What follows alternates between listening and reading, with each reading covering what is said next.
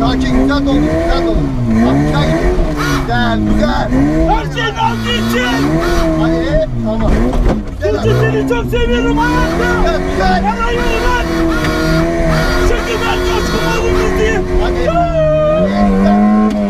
Keskin biraz, keskin. Tamam, dur, tamam. Yavaş, yavaş. Tamam, tamam, sakin. Tamam, sakin, sakin. Sakin. Tamam, iyi misiniz? İyiyiz, iyiyiz. Her şey Nazlı için. Dur, dur, dur, dur. Hadi. Dur, dur, dur. Abi bir dakika, sakin. Bir dakika. Bir dakika. Dur. Bağla, bağla kendini.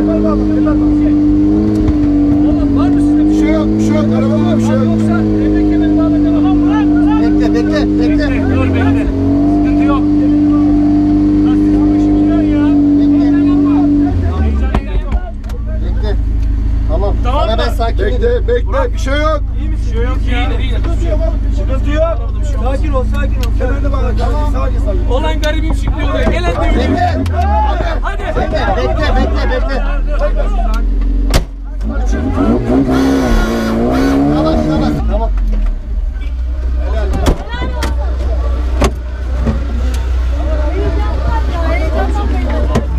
Ne oldu abi?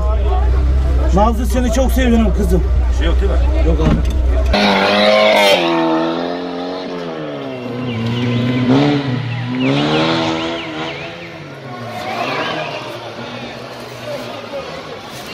Görev haricinde kimse içeriye girmesin. Görev haricinde kimse girmesin arkadaşlar. Aramızda rakiplerimiz var.